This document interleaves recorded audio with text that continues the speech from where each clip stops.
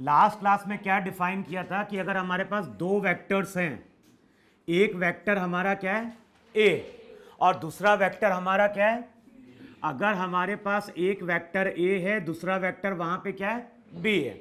अच्छा, मैग्नीट्यूड को किससे डिनोट करते थे? अगर हम सिंपली अल्फाबेट यूज कर रहे हैं ए और बी तो वो क्या बता रहा है? वो बता रहा है वेक्टर का मैग्नीट्यूड।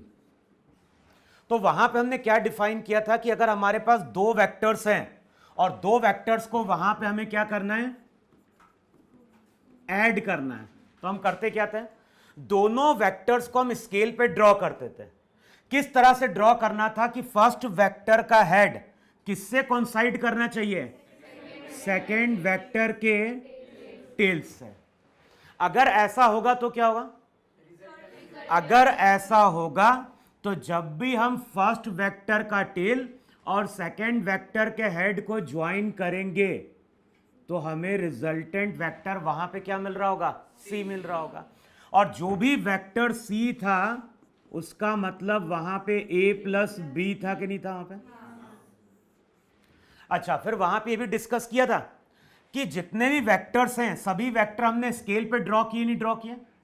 तो अगर हमने यहां पे इस लाइन की लेंथ को मेजर कर लिया तो क्या मिल जाएगा? अगर इस लाइन की लेंथ को अगर हम मेजर करेंगे तो हमें मिलेगा रिजल्टेंट वेक्टर का मैग्नीट्यूड। और अगर हमने ये एंगल कैलकुलेट कर लिया अल्फा तो क्या दे देगा? ये दे देगा रिजल्टेंट वेक्टर का वहां पे डायरेक्शन। अब जो भी रिजल्टेंट वेक्टर है उसका जो मैग्नीट्यूड है, जो रिजल्टेंट वेक्टर है इसका मैग्नीट्यूड भी है और साथ में वहां पे क्या है? डायरेक्शन भी है। अच्छा, मैग्नीट्यूड एंड डायरेक्शन किस पे डिपेंड करता है? एंगल, दोनों वेक्टर्स के बीच के। और एंगल कब मिलता है? एंगल मिलता है जब दोनों वेक्टर्स के टेल टू टेल वहां पे क्या करते हैं? कोइंसाइड करते हैं। क्या बोल रहा हूं? वो तो मैं बोल रहा हूं, तुम लोग क्या बोल रहे थे? क्या? तो देखो यहां पे जब हम ए और बी को ऐड करने जाएंगे तो रिजल्ट थीटा पे डिपेंड कर रहा है कि नहीं डिपेंड कर रहा है?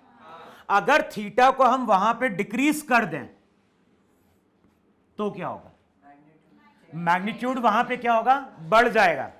अभी चेंज का मतलब यहां पे क्या है देख के पता चल रहा है कि अगर थीटा को तुम डिक्रीज कराओगे तो मैग्नीट्यूड क्या हो गया? बढ़ गया।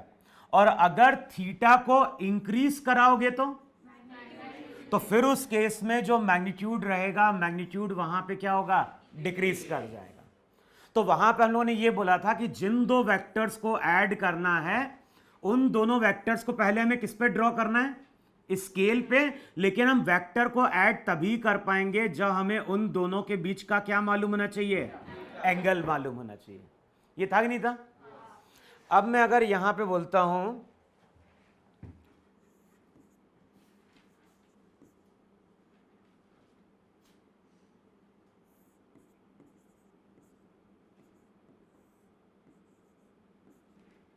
मतलब यहां पे कौन सा वेक्टर रिजल्टेंट है?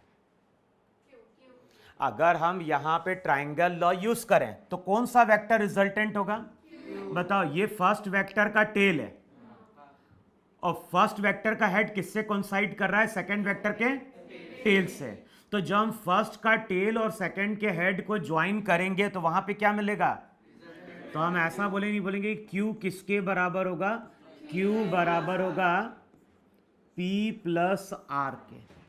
देखो ऐसा है कि नहीं वहां पर?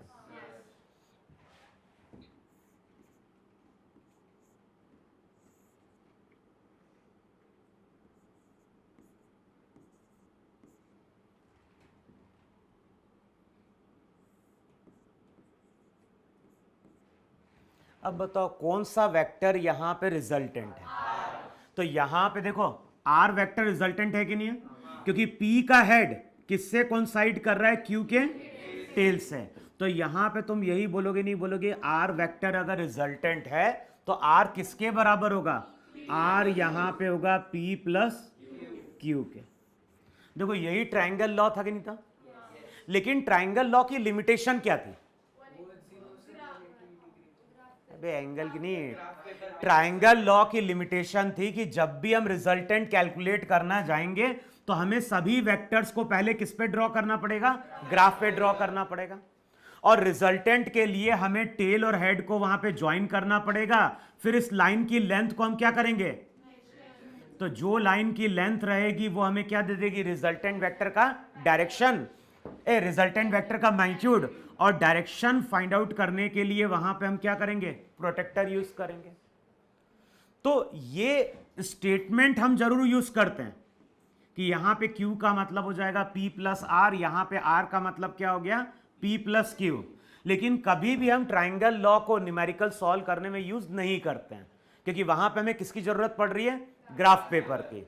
तो नेक्स्ट लॉ लिखो वहां पे, लॉ ऑफ पैरेललोग्राम। तो नेक्स्ट हेडिंग डालो वहां पे, लॉ ऑफ पैरेललोग्राम।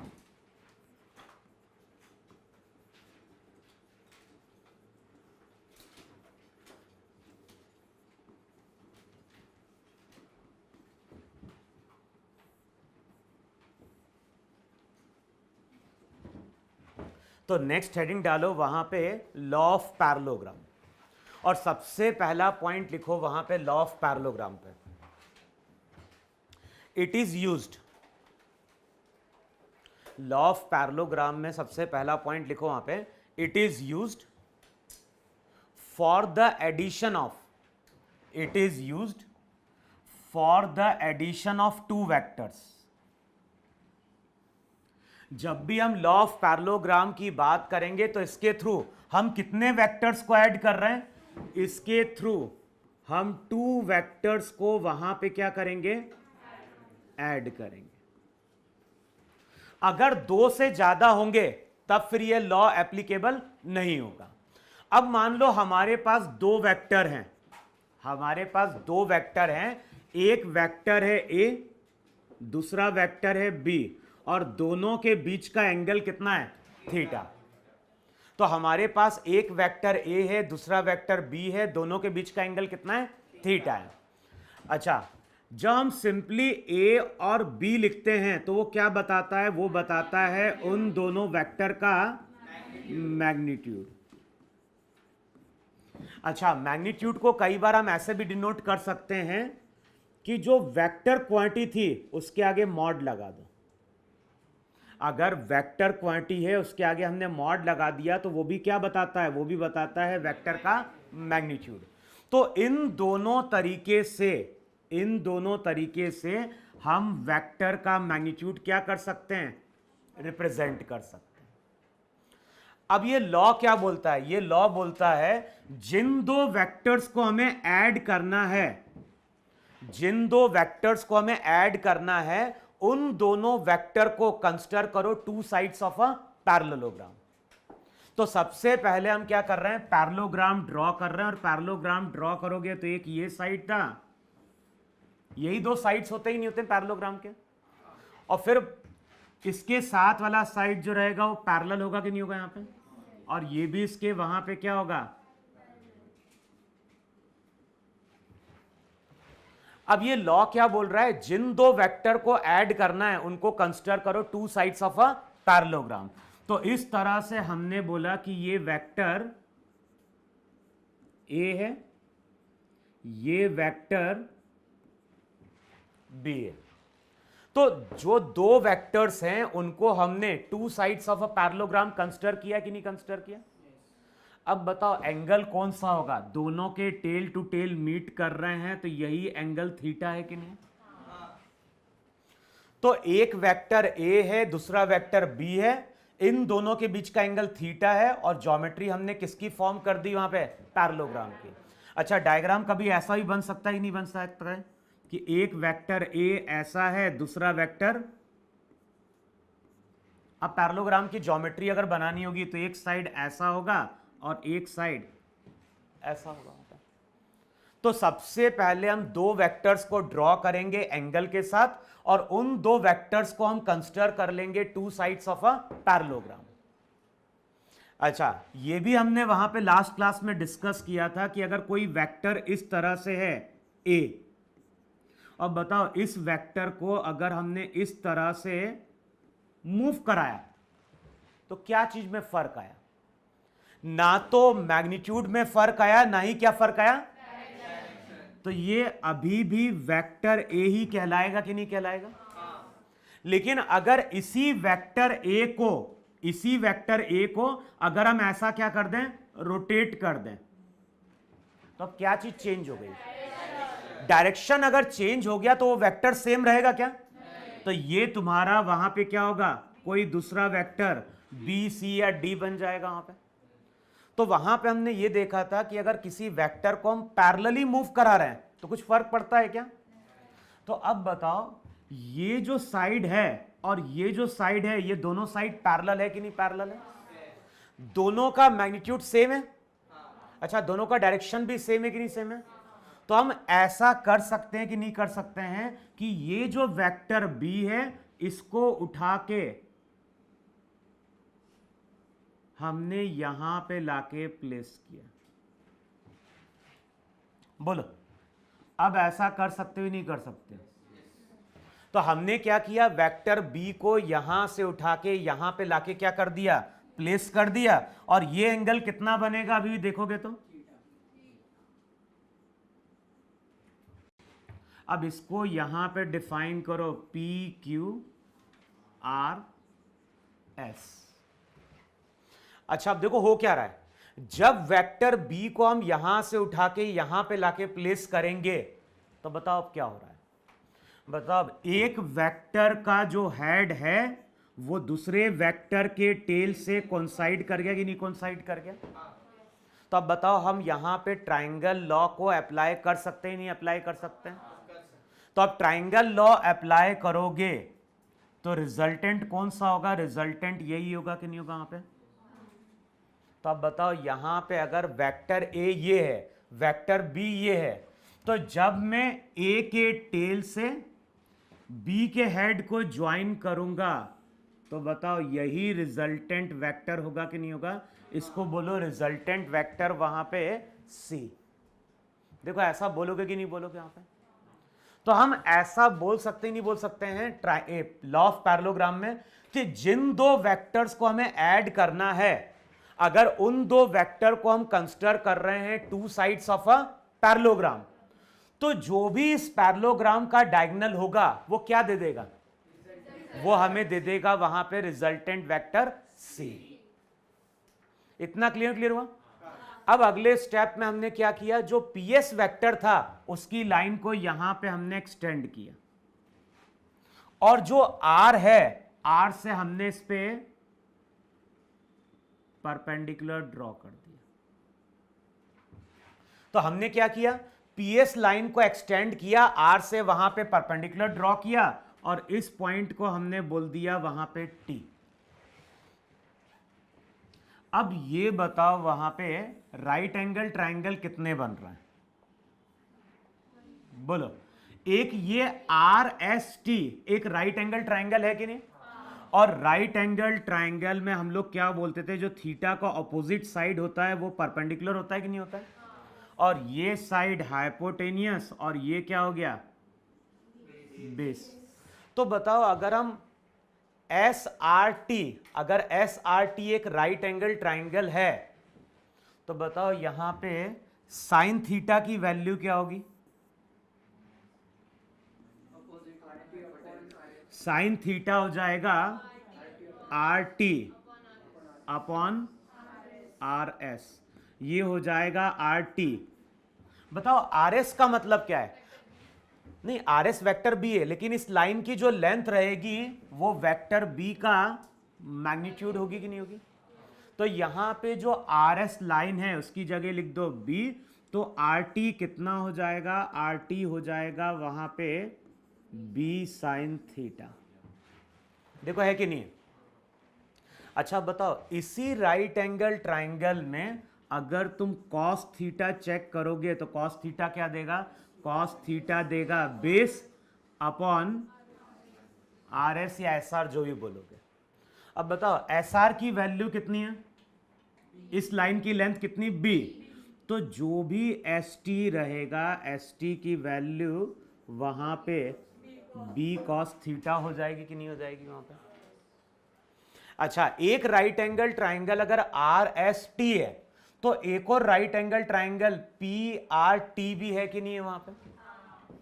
अच्छा, पी आर टी जो राइट एंगल ट्राइंगल रहेगा उसमें हम ऐसा लिख सकते हैं पी आर का स्क्वायर, जो भी हाइपोटेनियस का स्क्वायर रहेगा वो किसके बराबर होगा? वो होगा पी टी का स्क्वायर प्लस आर टी का स्क्वायर। देखो ऐसा बनेगा कि नहीं बनेगा?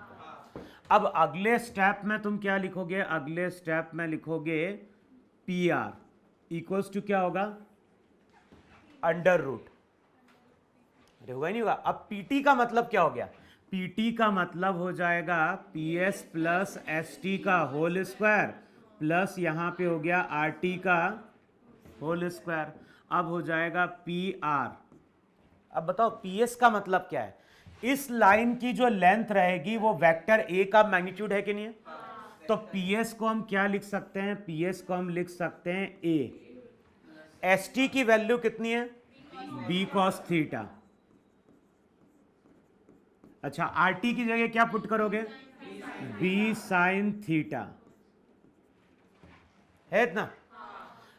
अब बताओ जो पी आर रहेगा, पी आर की वैल्यू क्या हो जाएगी? अब इसको सिंप्लीफाई करोगे तो ये देगा A square plus B square cos square theta plus 2ab cos theta plus B square sine square theta. देखो है कि नहीं वहां पे? अब cos square theta plus sine square theta देता है 1, तो केवल बी स्क्वायर बचेगा कि नहीं बचेगा? तो यहां पे जो पी आर आएगा, पी आर की वैल्यू हो जाएगी under root of A square plus B square plus 2ab cos theta. देखो है कि नहीं है? अच्छा, पी आर क्या है? पी आर बताओ, ये लाइन की लेंथ है कि नहीं है? ये लाइन की लेंथ, और जो इस लाइन की लेंथ होगी बताओ वही वेक्टर सी का मैग्नीट्यूड होगी कि नहीं होगी? इसका मतलब है कि अगर मैं इस फॉर्मूले को यूज करता हूं तो मुझे क्या मिल जाएगा? मुझे मिल जाएगा दो वेक्टर का रिजल्टेंट। देखो है कि नहीं है?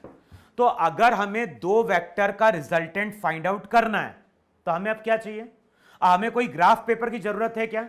नहीं, हमें केवल चाहिए दोनों वेक्टर का मैग्नीट्यूड और साथ में इंफॉर्मेशन होनी चाहिए दोनों के बीच के एंगल। तो जिन दो वेक्टर्स को हम ऐड करेंगे, अगर हमें दोनों का मैग्नीट्यूड मालूम है और साथ में मालूम है दोनों के बीच का एंगल, तो ये फॉर्मूला है जिससे हम रिजल्टेंट क्या कर सकते हैं? फाइंड आउट कर सकते हैं। नोट करो इतना यहां पे।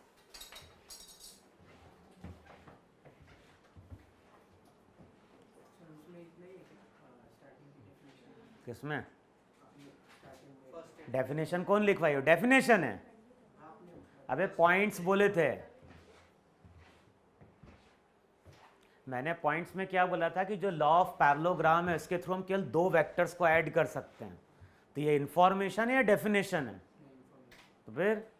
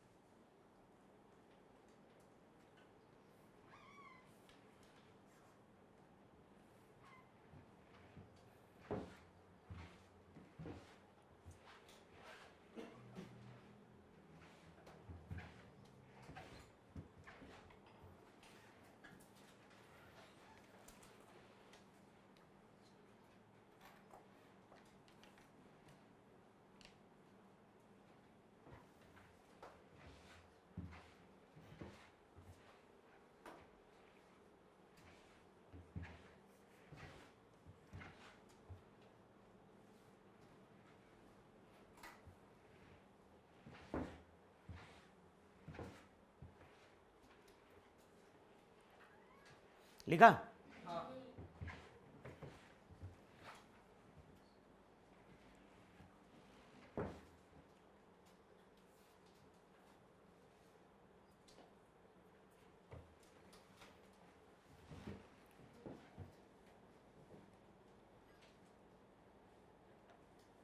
अबे हुआ कि नहीं हुआ? अच्छा अब ये बताओ, ये फॉर्मूला क्या देगा? ये फॉर्मूला देगा रिजल्टेंट वेक्टर का मैग्नीट्यूड। हमें कोई ग्राफ पेपर की जरूरत नहीं है। अच्छा, ये जो रिजल्टेंट वेक्टर है, बताओ ये कुछ एंगल अल्फा फॉर्म कर रहा है कि नहीं फॉर्म कर रहा? अब बताओ अल्फा की वैल्यू क्या होगी वहां पे? बताओ, पी आर टी एक राइट एंगल ट्राइंगल है कि नहीं? तो अगर हम बात कर रहे हैं वहां पे किसकी? टेन अल्फा की। तो टेन अल्फा का मतलब R T upon P T है कि नहीं? आर टी का मतलब क्या हो गया? आर टी का मतलब हो गया बी साइन थीटा अपॉन ए प्लस बी कॉस थीटा। तो इस फॉर्मूले को अगर यूज करेंगे तो हमें क्या मिलेगा? रिजल्टेंट वेक्टर का डायरेक्शन। ये फॉर्मूला देता है मैग्नीट्यूड और ये फॉर्मूला वहां पे क्या दे रहा है? रिजल्टेंट वेक्टर का डायरेक्शन।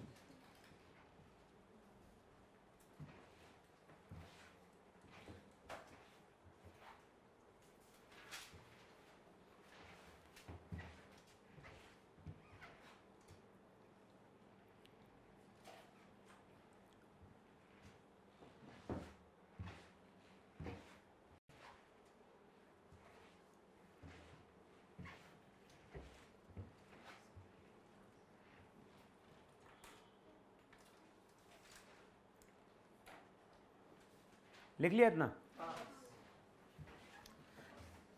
हो गया ना?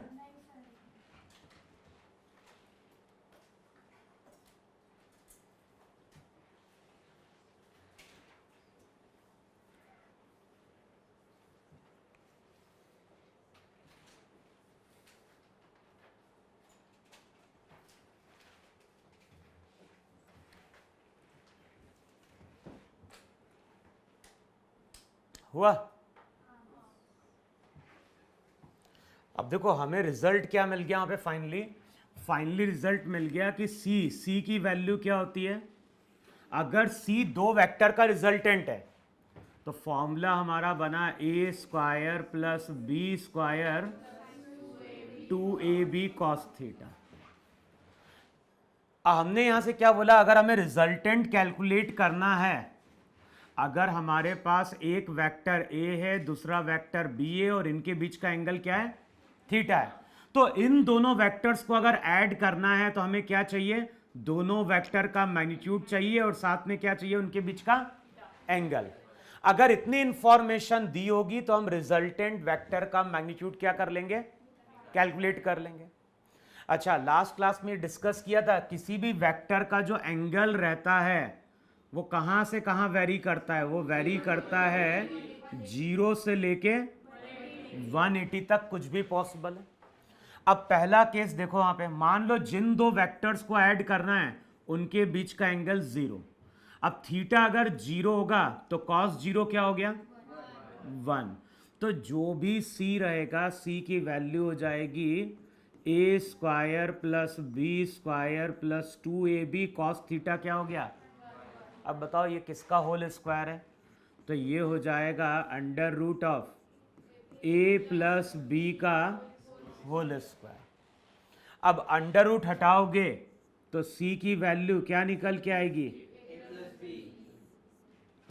तो दो वेक्टर का रिजल्टेंट ए प्लस बी कब होगा? जब उनके बीच का एंगल कितना रहा होगा? वहां पे 0 डिग्री रहा होगा। अच्छा, मान लो जिन दो वेक्टर्स को ऐड करना है उनके बीच का एंगल, अच्छा थीटा 90 होता है तो कॉस 90 0, कॉस 90 0, तो ये पूरी टर्म क्या हो गई?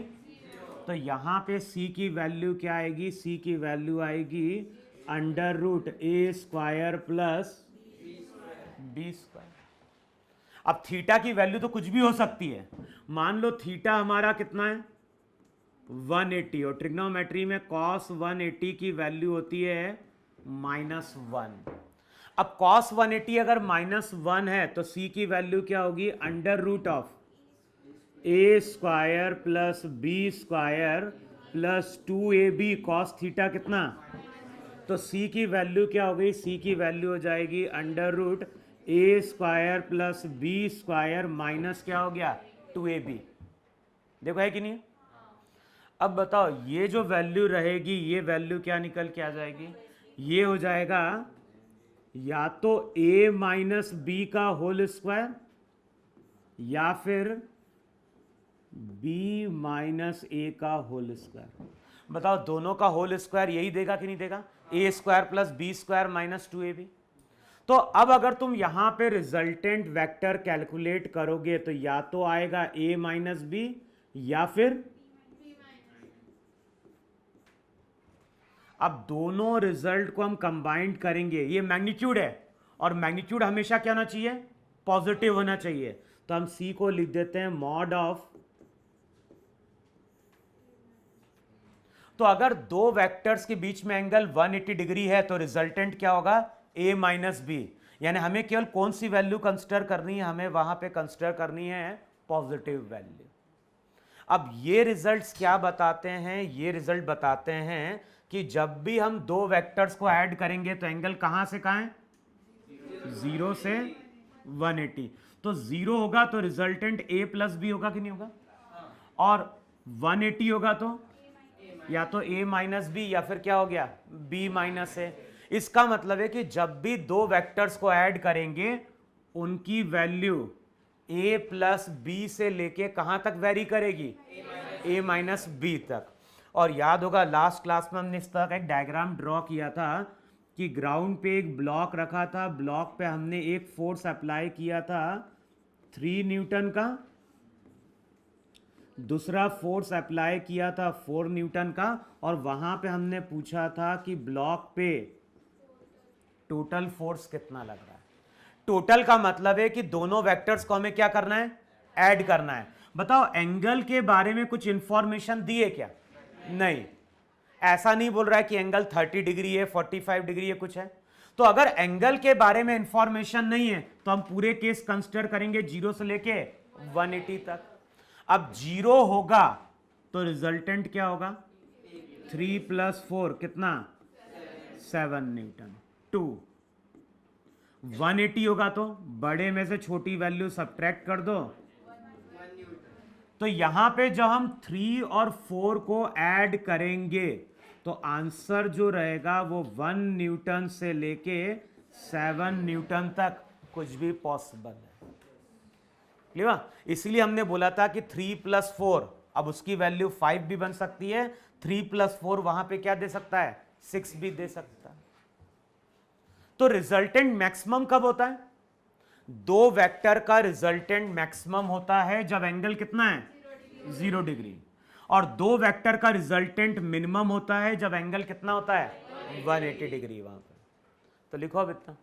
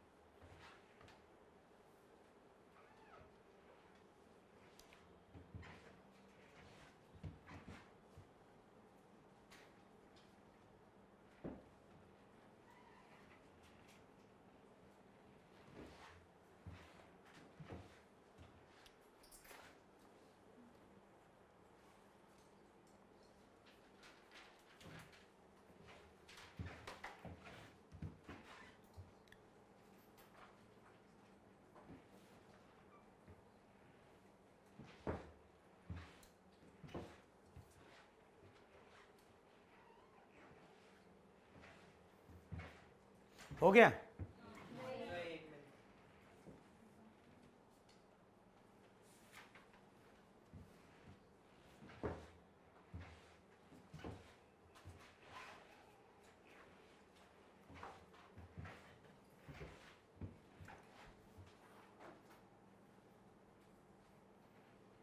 हुआ? अरे हो गया।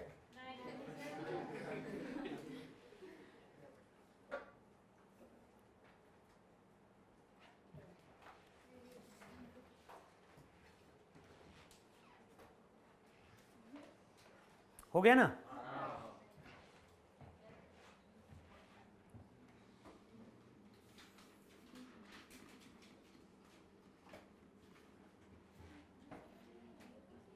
अच्छा, उससे पहले देखो यार, अगर मैं बोल रहा हूं मेरे पास एक 10 न्यूटन का फोर्स है, दूसरा 5 न्यूटन का फोर्स है, अब इन दोनों को ऐड करना है, तो रिजल्ट कहां से कहां वेरी करेगा?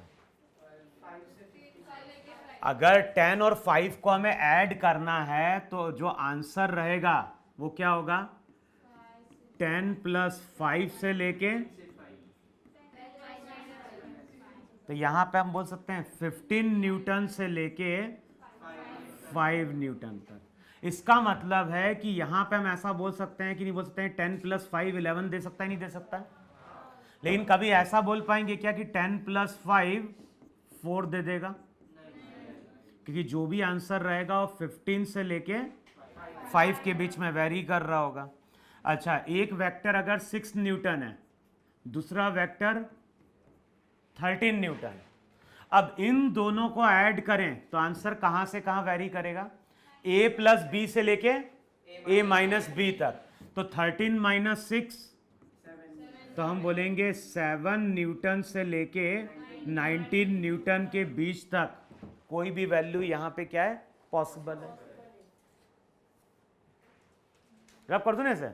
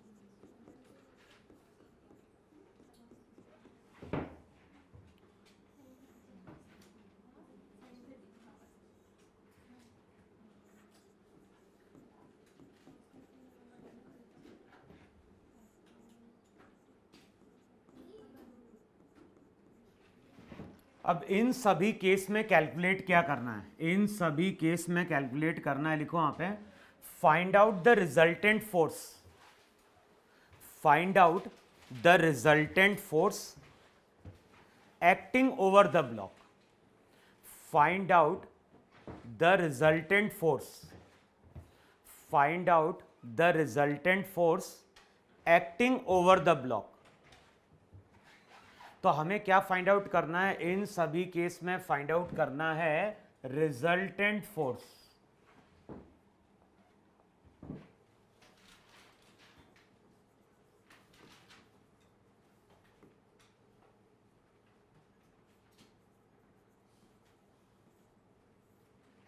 या तो हम रिजल्टेंट फोर्स बोल दे या फिर हम यहां पे क्या बोले?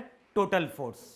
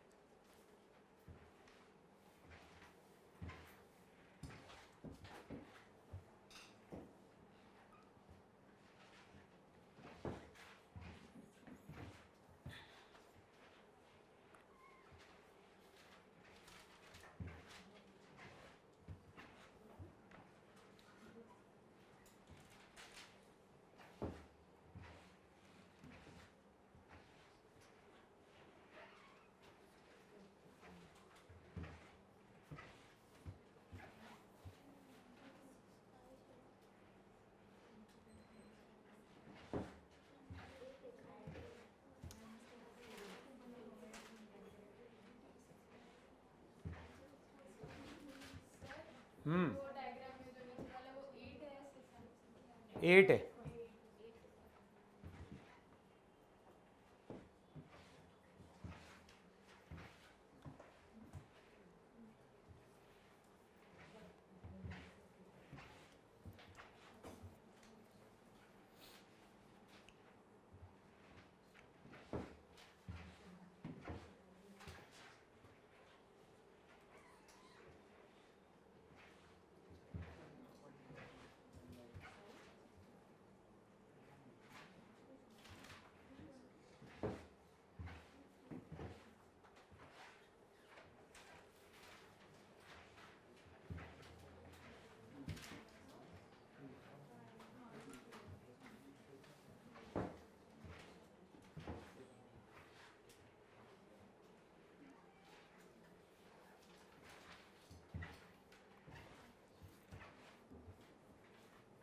लिखा। अब ये बताओ फर्स्ट केस में रिजल्टेंट फोर्स कितना है। फर्स्ट केस में अगर रिजल्टेंट फोर्स की बात करेंगे, बताओ जब भी हम रिजल्टेंट कैलकुलेट करेंगे तो आंसर किस पर डिपेंड करता है, दोनों वेक्टर्स के बीच के एंगल पे। अब बताओ यहां पे एंगल कितना है, और एंगल अगर 0 डिग्री होगा तो रिजल्टेंट होगा a प्लस बी, तो यहां पे हम बोलेंगे फोर्स कितना, 12 न्यूटन। अच्छा अब यहां पे एंगल कितना, 60, तो रिजल्टेंट फोर्स का फॉर्मूला क्या हो गया, अंडर रूट ऑफ a का स्क्वायर प्लस b का square plus 2a b into,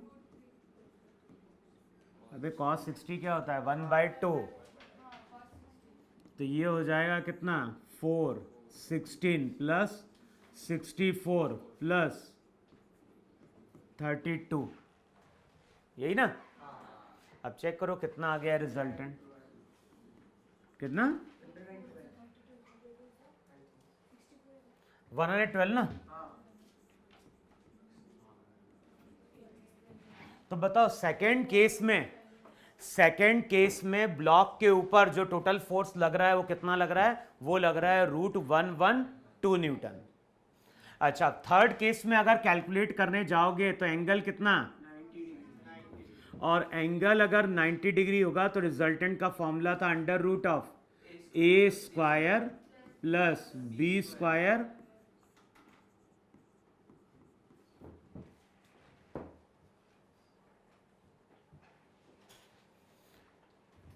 अब बताओ यहां पे जिन दो वेक्टर्स को ऐड करना है उनके बीच का एंगल कितना, 180, और एंगल अगर 180 होगा तो रिजल्टेंट क्या होगा, रिजल्टेंट होगा a माइनस बी या फिर b माइनस ए। तो अब क्या करोगे, 8 माइनस 4 कितना, तो यहां पे रिजल्टेंट 4 न्यूटन होगा कि नहीं होगा वहां पे। अच्छा यहां पे जिन दो वेक्टर्स को ऐड करना है उनके बीच का एंगल अगेन 180। अब फिर से रिजल्टेंट क्या होगा, a माइनस बी, तो 4 माइनस 4 कितना, 0। तो जब भी हमें रिजल्टेंट कैलकुलेट करना होगा आंसर किस पर डिपेंड कर रहा होगा, एंगल पर।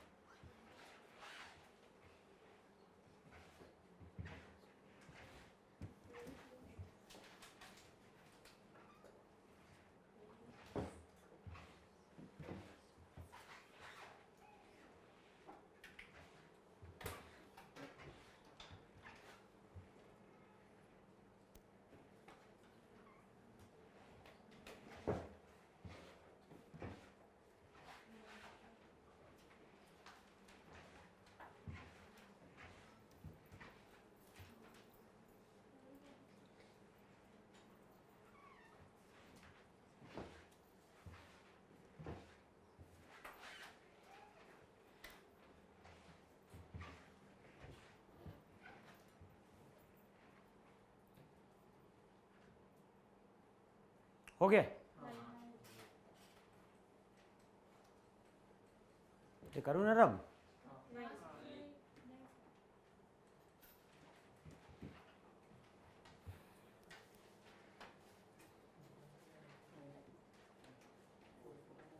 अरे हो गया ना अब तो।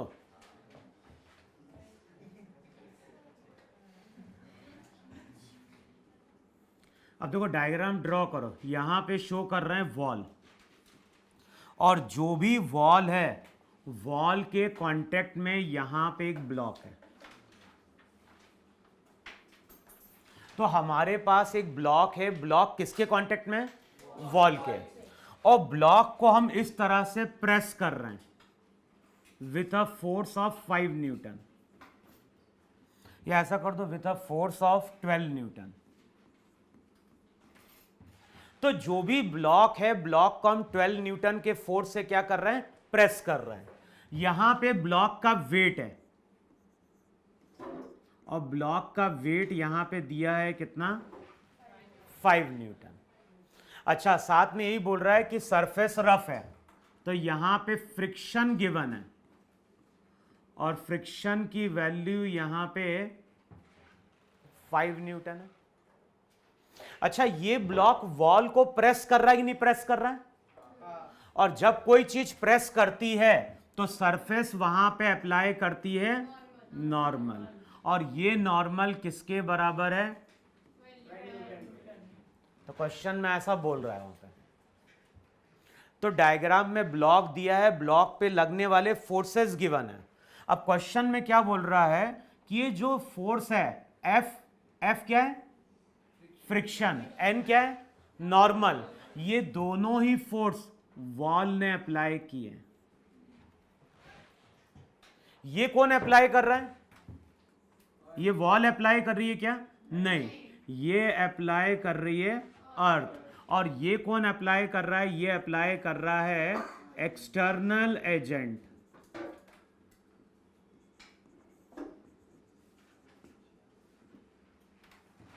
देखो है कि नहीं वहां पे? अब लिखो क्या पूछ रहा है क्वेश्चन में। Find out the total force, find out the total force exerted by the wall, find out the total force,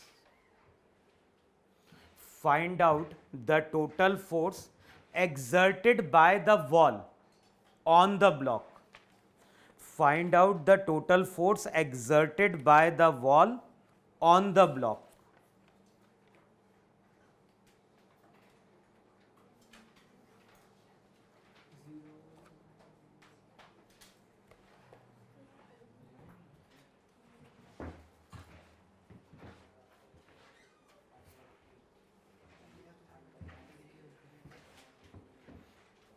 हमें क्या कैलकुलेट करना है?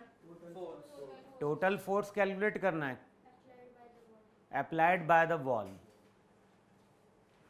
तो हमें क्या चीज कैलकुलेट करनी है? बताना है कि ब्लॉक के ऊपर वॉल ने कितना फोर्स अप्लाई किया। बताओ वॉल कितने फोर्स अप्लाई कर रही है? वॉल यहां पे कितने फोर्स अप्लाई कर रही है? नॉर्मल किसने अप्लाई किया? वॉल ने। फ्रिक्शन कितना अप्लाई किया? वॉल ने। अगर तुम बोलते हो कि वॉल ने 12 + 5 17 न्यूटन का फोर्स अप्लाई किया है, तो वो रॉन्ग है। क्यों? क्योंकि ये स्केलर नहीं है, ये कौन सी क्वांटिटी है? वेक्टर।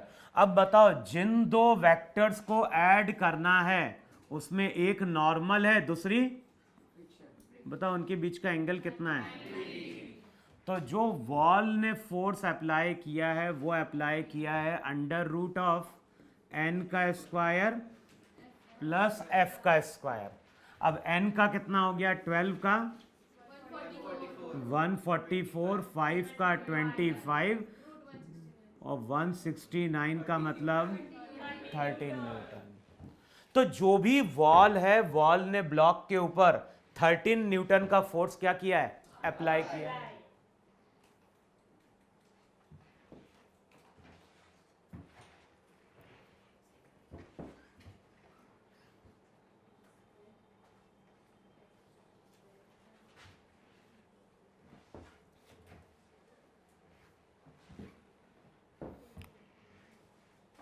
लिखा?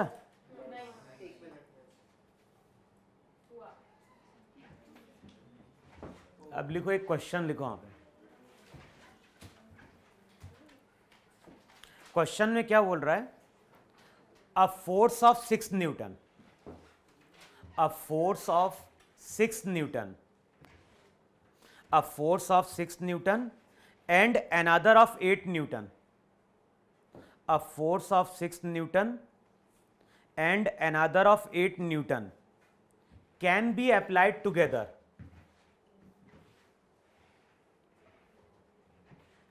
A force of 6 Newton and another of 8 Newton can be applied together to produce the effect.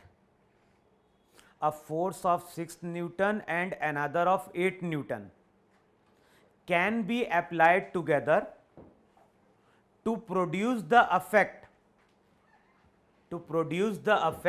of a single force, to produce the effect of a single force of। अब 4 option दिए हैं।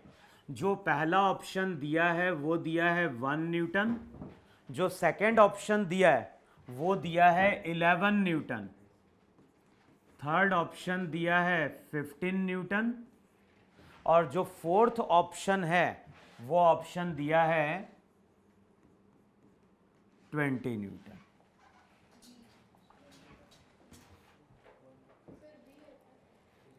कितना? देखो check कर लो, हमारे पास कितने vectors हैं? 2। एक कितना है? 6 न्यूटन, दूसरा। तो जब 6 और 8 को ऐड करेंगे तो आंसर तो थीटा पे डिपेंड करेगा। अगर थीटा नहीं दिया है तो हम पूरी वैल्यू कंसिडर करें तो रिजल्ट क्या होगा? 2 न्यूटन से लेके 14 न्यूटन तक रिजल्ट पॉसिबल है। अब चेक करो, 2 से 14 के बीच में केवल 11 ही आएगा कि नहीं आएगा? फिर लिखो नेक्स्ट वहां पे।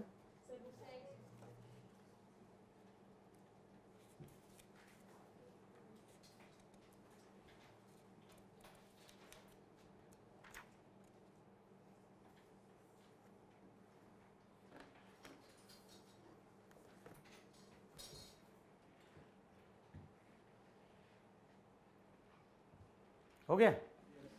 अब लिखो वहां पे, at what angle, at what angle, at what angle should, at what angle should the two force vectors, at what angle, at what angle should the two force vector, एक दिया है 2f और दूसरा दिया है वहां पे √2f। तो क्वेश्चन में क्या बोल रहा है? At what angle should the two force vectors 2f and √2f acts so that the resultant force is √10f। तो इन दोनों का जो रिजल्टेंट है वो कितना बोल रहा है? √10f। अब क्वेश्चन में क्या बोल रहा है वहां पे? कैलकुलेट क्या करना है? हमें कैलकुलेट करना है इन दोनों वेक्टर्स के बीच का एंगल। तो चेक करो एंगल कितना वहां पे।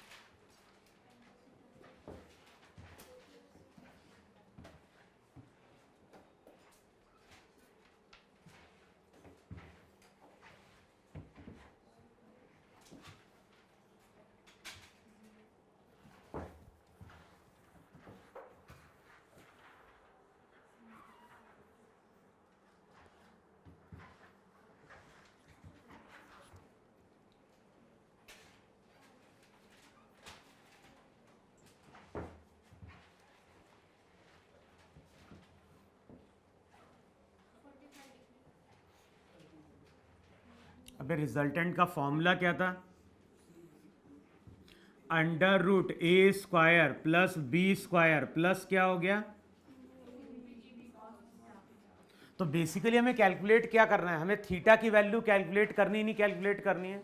रिजल्टेंट कितना दिया है?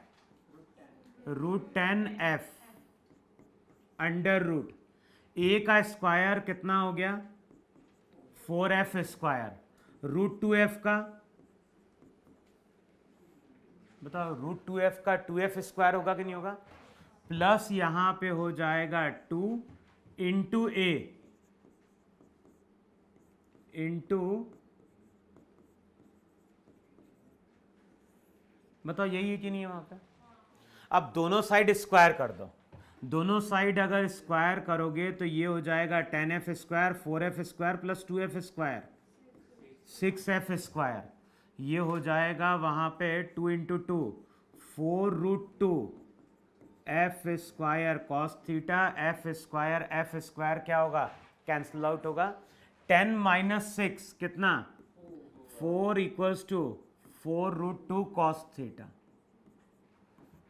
तो जो भी कॉस थीटा आएगा, कॉस थीटा की वैल्यू 1/√2, और कॉस थीटा अगर 1/√2 तो थीटा कितना? 45 डिग्री। तो अगर दो वेक्टर्स 2f और √2f को ऐड करने पे √10f बन रहा है, तो ये पॉसिबल तभी होगा जब दोनों के बीच में एंगल कितना होगा? 45 डिग्री होगा।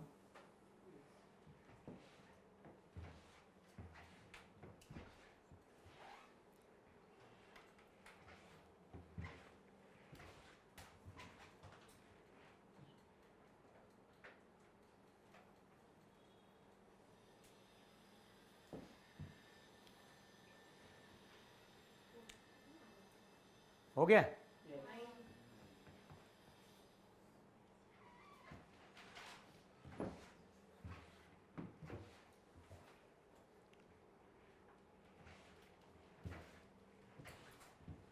हो गया ना? अब तो लिखो अब,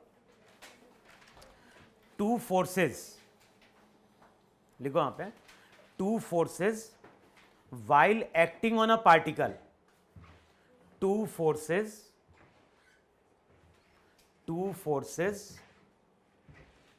while acting on a particle in opposite direction, two forces while acting on a particle in opposite direction have the resultant of 10 Newton.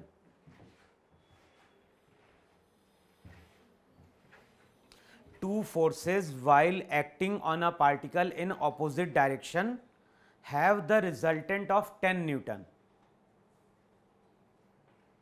If they act at right angle to each other, if they act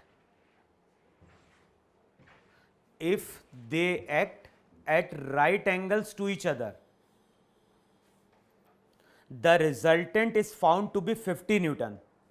If they act at right angle to each other, the resultant is found to be 50 Newton.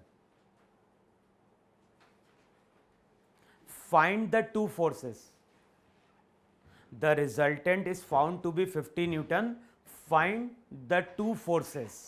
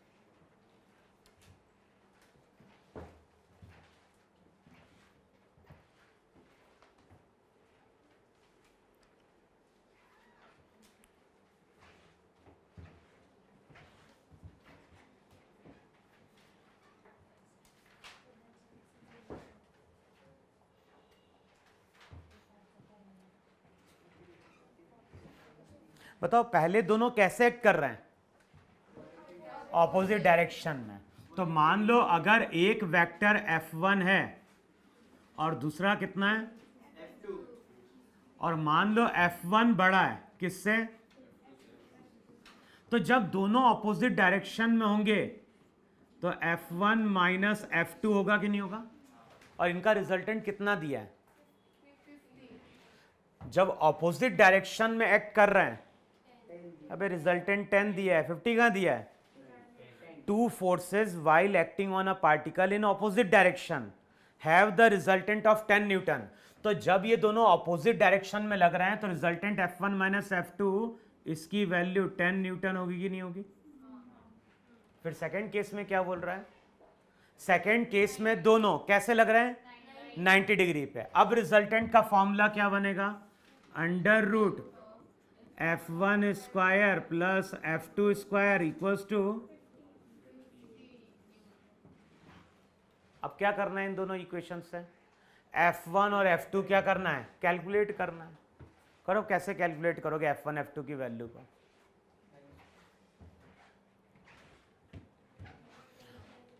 और ध्यान ना F1 F2 magnitude है तो ये हमेशा positive होंगे।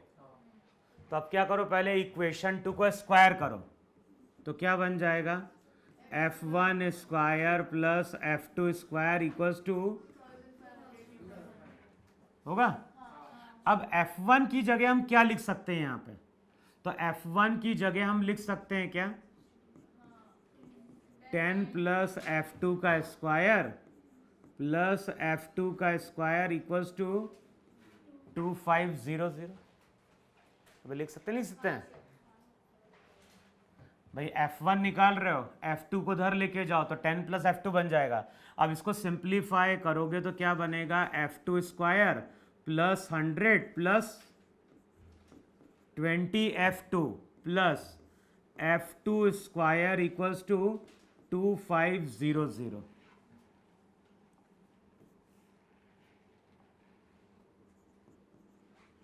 अब क्या करोगे यहां पे, F2 स्क्वायर क्या दे देगा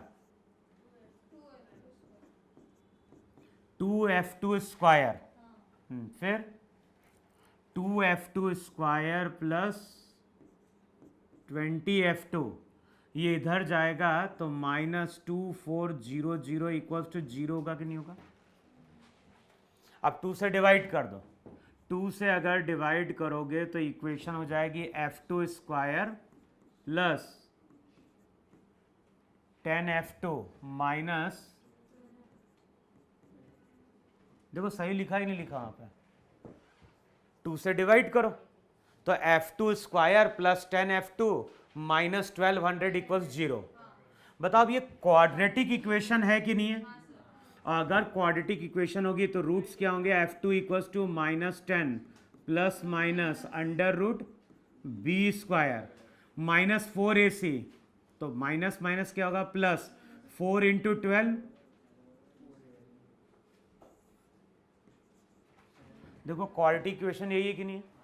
अब अगले स्टेप में F2 की वैल्यू क्या हो जाएगी -10 प्लस माइनस ये 4900 यानी 70 डिवाइडेड बाई 2, हमें पॉजिटिव वैल्यू चाहिए तो पॉजिटिव वैल्यू का मतलब हो गया -10 प्लस 70 बाई 2, तो ये 30 न्यूटन आ रहा है कि नहीं आ रहा है। अब F2 अगर 30 न्यूटन है तो यहां से हमें किसकी वैल्यू मिल जाएगी F1 की। बताओ F1 कितना देगा,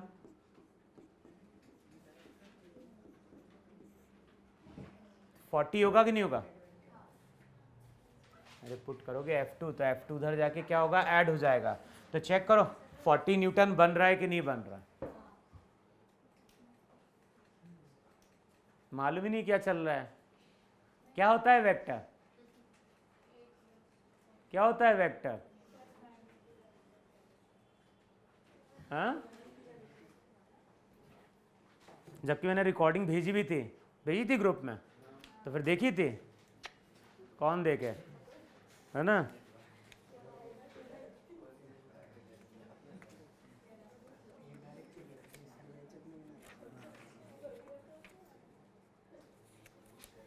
लिखो वहां पे नेक्स्ट क्वेश्चन।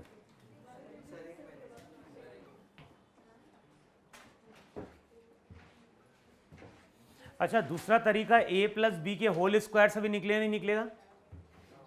अबे एक क्या, हाँ बोलो। अबे पहले हम लिखेंगे f1 माइनस f2 का होल स्क्वायर, क्या देगा? f1 square plus f2 square minus 2f1 f2 देगा। f1 माइनस f2 क्या है? 10 का square. f1 square plus f2 square, इसको स्क्वायर करोगे तो ये 2500 होगा minus twice of f1 f2। तो अगले स्टेप में 2f1 f2 की वैल्यू 2400 आ रही कि नहीं आ रही? फिर अगले स्टेप में लिखो f1 प्लस f2 का होल स्क्वायर क्या देगा? f1 प्लस f2 का होल स्क्वायर देगा f1 square plus f2 square plus 2f1 f1 square plus f2 square 2500 twice of f1 f2। तो ये कितना बन गया? 4900। तो यहां से बोल सकते हो कि f1 प्लस f2, तो f1 प्लस f2 70 है और f1 माइनस f2 क्या है? 10 है। तो यहां से भी दो इक्वेशन को ऐड करोगे तो ट्वाइस ऑफ f1 कितना बन गया? 80। तो चेक करो f1 की वैल्यू यहां से फिर वही निकल रही, नहीं निकल रही?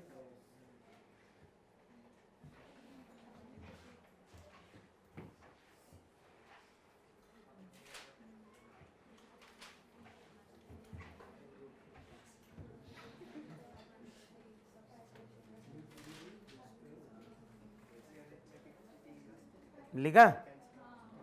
लिखो नेक्स्ट क्वेश्चन, लिखो वहां पे, लिखो two forces of equal magnitude. अरे क्या लिखना है, मैथ्स है।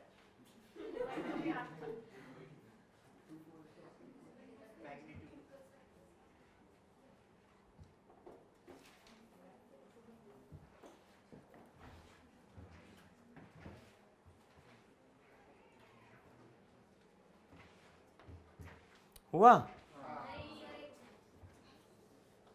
अबे लिखो अब तो, two forces of equal magnitude, two forces of equal magnitude are acting at a point. Two forces of equal magnitude are acting at a point. Two forces of equal magnitude are acting at a point. The magnitude of their resultant. Two forces of equal magnitude are acting at a point. The magnitude of their resultant,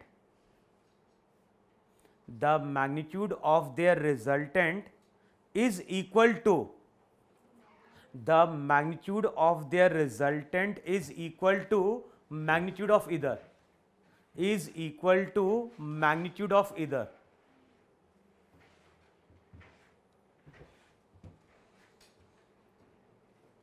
Find the angle between the force vector.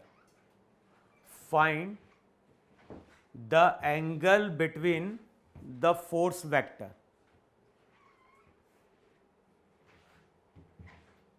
Find the angle between the force vector.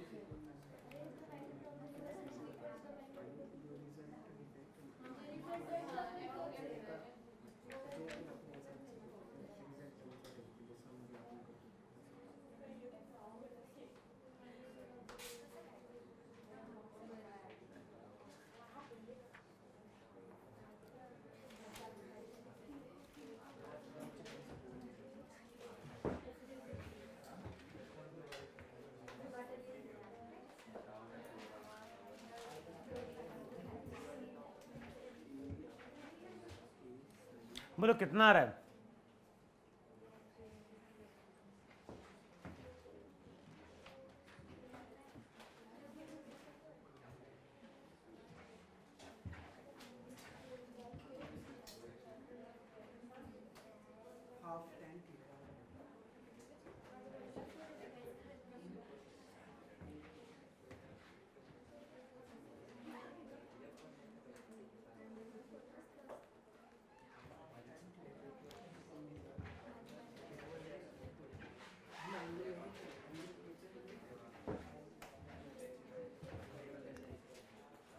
कितना?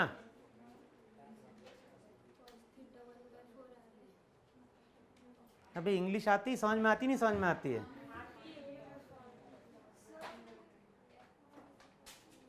अबे क्या बोला गया है question में? यही बोल रहा है ना कि हमारे पास एक वेक्टर ए है, दूसरा वेक्टर बी है, दोनों का मैग्नीट्यूड क्या है? तो इसका अगर मैग्नीट्यूड एक्स है तो इसका भी क्या है? अब क्या बोल रहा है? अगर सी हमारा क्या है? सी रिजल्टेंट है, तो रिजल्टेंट भी कितना आ रहा है? तो क्या कैलकुलेट करना है? अबे एंगल कैलकुलेट करना है। अब हमें कैलकुलेट करना है ए और बी के बीच का एंगल। अब बताओ, ए और बी के बीच का अगर एंगल कैलकुलेट करना होगा तो फॉर्मूला यही था कि नहीं था? C equals to A square plus B square plus 2ab। C की वैल्यू कितनी? एक्स। ए स्क्वायर, एक्स का स्क्वायर एक्स,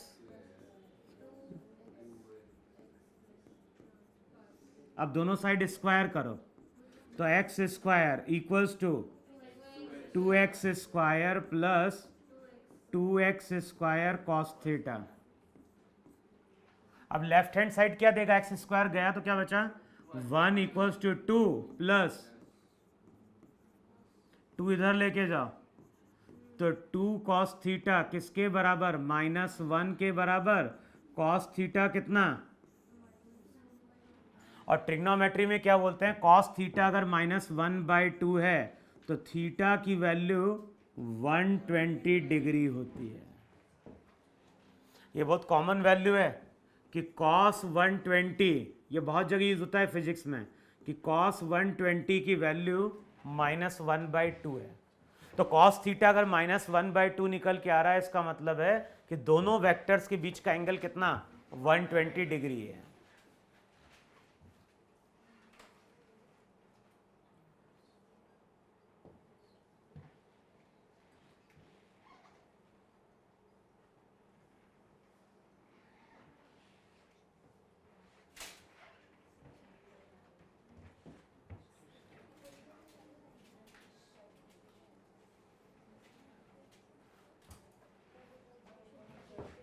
हो गया?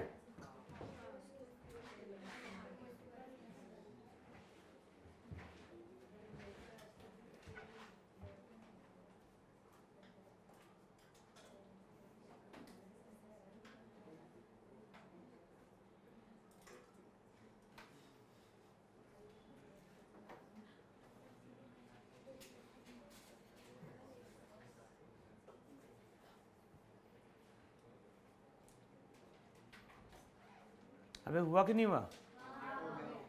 लिखो, नेक्स्ट लिखो वहां पे, the sum of magnitude, the sum of magnitude of two forces, the sum of magnitude of two forces acting at a point, the sum of magnitude of two forces acting at a point is 16 Newton, 16. The sum of magnitude of two forces acting at a point is 16 Newton, 16. If their resultant is normal, if their resultant is normal to the smaller force, if their resultant is normal to the smaller force, and has a magnitude of 8 Newton, and has a magnitude of 8 Newton, of 8 Newton, then the forces are, then the forces are, पहला option लिखो वहां पे 6 Newton and 10 Newton, पहला option. Second option लिखो 8 Newton and 8 Newton. फिर third option लिखो 4 Newton and 12 Newton. और fourth option लिखो वहां पे 2 Newton and 14 Newton, 2 Newton and 14 Newton.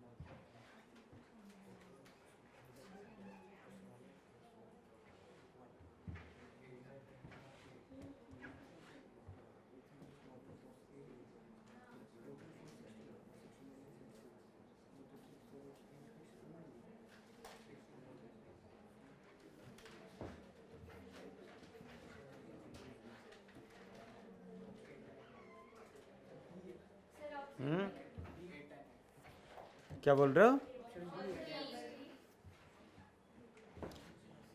ये बताओ मुझे वहां पे, अगर एक वेक्टर ए है और दूसरा वेक्टर क्या है, बी, तो इनका रिजल्टेंट कहाँ मिलता है? अबे एक वेक्टर ए है, दूसरा वेक्टर बी है, तो रिजल्टेंट कहाँ मिलेगा? अबे रिजल्टेंट मिलेगा जब हम वहां पे लॉ ऑफ पैरेललोग्राम क्या करेंगे. तो अब क्या करोगे यहां पे, अगर एक वेक्टर ए है, दूसरा वेक्टर बी है, और इनको अगर हमने two sides of a parallelogram consider किया है, तो रिजल्टेंट क्या होगा? अबे रिजल्टेंट उस पैरेललोग्राम का डायगोनल होगा कि नहीं होगा? ऐसा होगा. अच्छा, इसका स्टेटमेंट क्या होगा लॉ ऑफ पैरेललोग्राम का? शिफ्ट करना पड़ेगा. मैं स्टेटमेंट पूछ रहा हूं. क्या? कौन सा डायगोनल? डायगोनल दो होते हैं पैरेललोग्राम के, याद है? अगर ये पैरेललोग्राम है तो एक डायगोनल ये है, एक डायगोनल ये है. हाँ, तो तुमने क्या बोला अभी?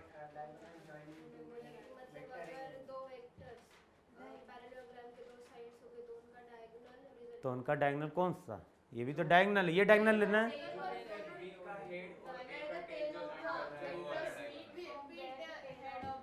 क्या क्या क्या? डायगोनल कैसे?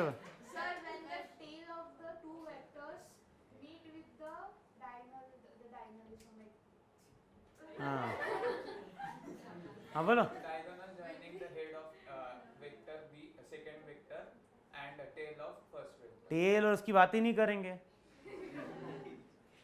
भाई हमने दो साइड्स को क्या हमने दो वेक्टर को कंसिडर किया है टू साइड्स ऑफ पैरेललोग्राम। तो हमें क्या बोलना है कि अगर दो वेक्टर को हमने कंसिडर किया है two sides of a parallelogram तो रिजल्टेंट क्या है? डायगोनल। कौन सा डायगोनल? कोई जरूरी है लॉन्गेस्ट होगा? हाँ, तो क्या बोलेंगे उसको?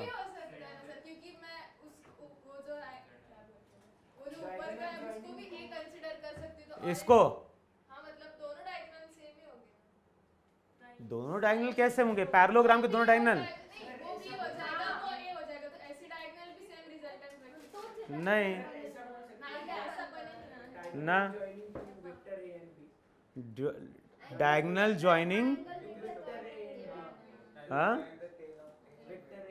अबे उन दोनों वेक्टर्स के बीच का जो डायगोनल होगा वही देगा ना रिजल्टेंट। क्या? हाँ, तो बोलेंगे क्या अब? हाँ, तो स्टेटमेंट क्या रहेगा पूरा?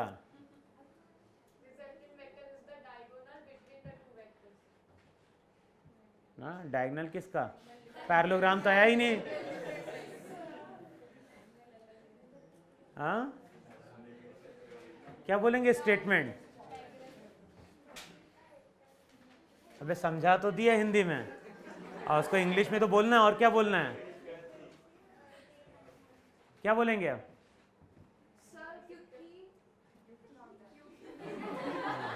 तू बोल, क्या बोलेंगे statement?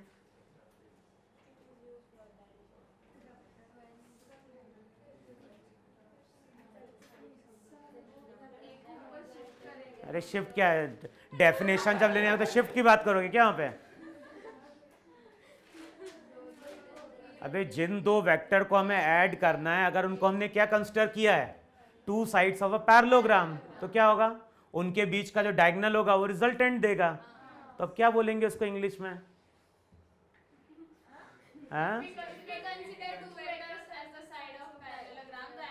Side of a parallelogram क्या? Two sides of a parallelogram. Then the diagonal between two। अब ये बताओ मुझे, यहाँ पे गलती है अभी तो। ये बताओ जरा, एक वेक्टर अगर A है, दूसरा वेक्टर B है, तो हमने क्या बोला है? जो डायगोनल बनेगा वही रिजल्टेंट देगा कि नहीं देगा? तो कभी ऐसा हो सकता है क्या कि एक वेक्टर यहां पे हो, दूसरा वेक्टर यहां पे हो और रिजल्टेंट ऐसा कहीं मिले? कभी ऐसा पॉसिबल है क्या? ये पॉसिबल है, ये पॉसिबल है कि नहीं? तो जब भी हम दो वेक्टर्स को ऐड करेंगे रिजल्टेंट हमेशा क्या होगा? उनके बीच में कहीं मिलेगा, बाहर कहीं मिलेगा क्या? एक वेक्टर अगर ऐसा, दूसरा वेक्टर, तो बताओ इनका रिजल्टेंट कहां मिलेगा? इन्हें फर्स्ट क्वाड्रेंट में मिलेगा ना। ऐसा तो है नहीं कि इन दोनों वेक्टर्स को हम ऐड करें और जो रिजल्टेंट होगा वो बाहर निकल जाएगा। रिजल्टेंट यहां कहीं मिलेगा कि नहीं मिलेगा? अब बताओ, जो क्वेश्चन है, क्वेश्चन में क्या बोल रहा है? रिजल्टेंट कैसा है? तो अब डायग्राम कुछ ऐसा होगा कि नहीं होगा? अगर एक वेक्टर यहां पे है A, दूसरा वेक्टर कैसा होना चाहिए? एक वेक्टर अगर ऐसा है A, तो बताओ दूसरा वेक्टर B कुछ ऐसा होना चाहिए नहीं होना चाहिए? तभी तो इन दोनों वेक्टर का जो रिजल्टेंट रहेगा वो बीच में कहीं होगा कि नहीं होगा? और वो ऐसा यहां पे परपेंडिकुलर हो जाएगा। बताओ ऐसा बोल रहा है कि नहीं बोल रहा? अब क्या करें?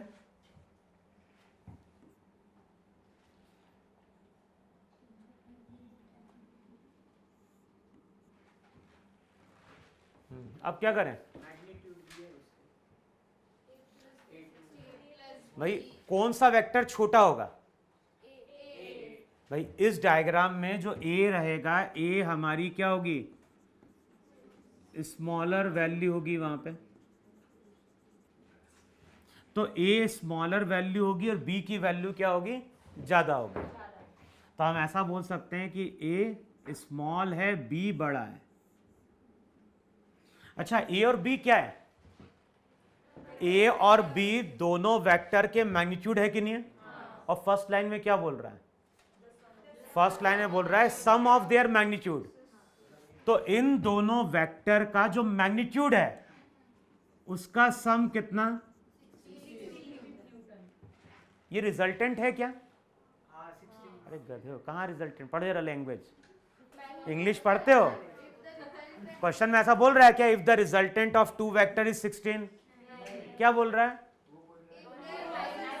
जो दो वेक्टर्स हैं उनका जो मैग्नीट्यूड है उसका सम वहां पे 16 होना चाहिए। इसका मतलब हो सकता है एक 10 हो तो दूसरा 6 हो, एक 12 होगा तो दूसरा क्या होगा? 4। तो इस तरह से कोई भी दो वेक्टर्स निकल के आ सकते हैं। लेकिन जो रिजल्टेंट है वो स्मॉलर परपेंडिकुलर है कि नहीं? रिजल्टेंट कितना दिया हुआ है? रिजल्टेंट कितना दिया हुआ है? तो C की वैल्यू 8 दिए कि नहीं दिए? ये 8 न्यूटन, ये 16 न्यूटन, इतना दिया हुआ है। अब क्या करें? अब अगर तुम पैरेललोग्राम बनाओगे तो पैरेललोग्राम ऐसा बनेगा कि नहीं बनेगा? अबे ये एक साइड है, ये दूसरा साइड है, और इनके बीच का जो डायगोनल रहेगा वही रिजल्टेंट होगा। अब बताओ, बी वेक्टर को यहां से उठा के ऐसे प्लेस कर सकते हैं कि नहीं प्लेस कर सकते हैं?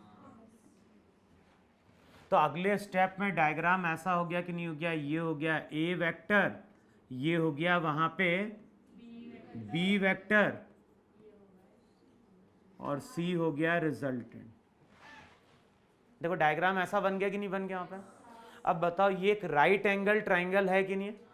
और राइट एंगल ट्राइंगल होगा तो यहां पे पाइथागोरस थ्योरम क्या होगी? एप्लीकेबल होगी। इसकी लेंथ कितनी? 8। अब ये लेंथ कितनी? अबे ए, ये बी, तो पाइथागोरस थ्योरम से यूज करोगे B square equals to A square plus C का मतलब क्या हो गया? देखो ऐसा लिख सकते हैं, लिख सकते हैं वहां पे। अब क्या लिखे वहां पे?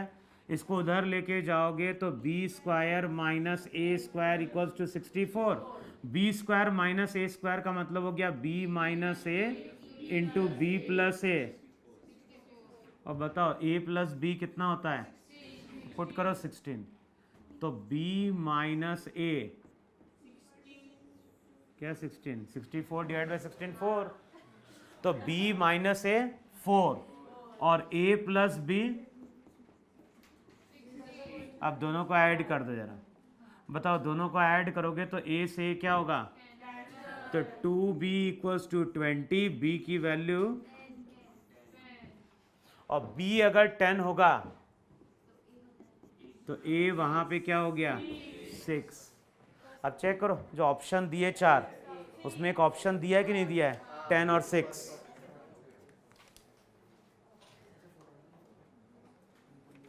लिखो नेक्स्ट क्वेश्चन।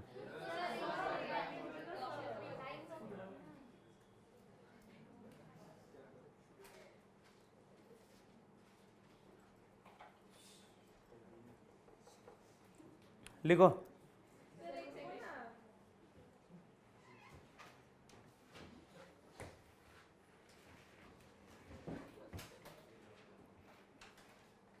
लिखो वहां पे, out of the following pair of forces, out of the following pair of forces the resultant of which cannot give 4 Newton. First option लिखो 2 Newton and 2 Newton. Second option लिखो 2 न्यूटन एंड 4 न्यूटन। आंसर बता रहे हैं 4। Out of the following pair of forces, out of the following pairs of forces the resultant of which can not be 4 Newton. यानी हमें 4 option दिए हैं, 4 option में force के पेयर दिए हुए हैं और बताएं इनमें से किसका रिजल्टेंट 4 नहीं हो सकता। जो पहला ऑप्शन दिया है वो दिया है 2,2। दूसरा ऑप्शन दिया है वहां पे 2 न्यूटन, 4 न्यूटन।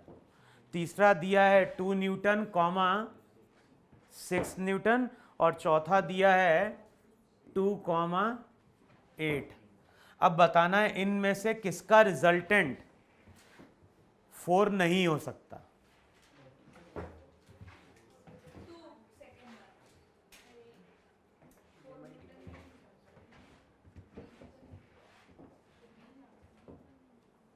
क्या बोला है क्वेश्चन में? 4 नहीं हो सकता। अबे प्रॉपर्टी क्या लिखवाई, जब दो वेक्टर्स को ऐड करेंगे तो आंसर किस पे डिपेंड करता है? आंसर डिपेंड करता है एंगल पे। तो यहां पे वैल्यू क्या होगी? 2 - 2 0 से लेके 4 होगी। यहां पे 4 - 2 2 से लेके 6 होगी। यहां पे 6 - 2 4 से लेके, बताओ इसमें भी 4 होगा कि नहीं होगा? इसमें भी 4 आएगा, इसमें भी 4 आएगा। अब यहां पे क्या होगा? तो 8 - 2 6 न्यूटन से लेके, बताओ 6 से 10 के बीच में 4 आता है क्या? तो क्वेश्चन में यही पूछ रहा है वहां पे, out of the following pair of forces the resultant of which can not be 4 Newton. आया कि नहीं है? लिखो फिर नेक्स्ट। तो नहीं हो गया ब्रेक, तो उससे क्या हो गया ब्रेक से? लिखो वहां पे, a force of 6 Newton, a force of 6 Newton and another of 8 Newton, a force of 6 Newton and another of 8 Newton can be applied to produce the effect of a single force. A force of 6 Newton and another of 8 Newton can be applied to produce the effect of a single force equal to, 4 option दिए हैं। effect of a single force equal to, पहला option लिखो 1 Newton, दूसरा 10, तीसरा 16, चौथा 0। पहला क्या है? 1 न्यूटन, दूसरा 10, तीसरा 16, चौथा 0। तो कौन से दो फोर्स दिए हैं? 6 और 8। बताओ 6 और 8 मिलके क्या बनाएंगे? बस। अबे 2 और नहीं, 2 से लेके 14 तक। अब चेक करो 2 से लेके 14 में कौन कौन सी वैल्यूज आती है? 10 आता है कि नहीं आता है? 16 आता है? तो बस ऑप्शन क्या है? 2। अबे 10 न्यूटन,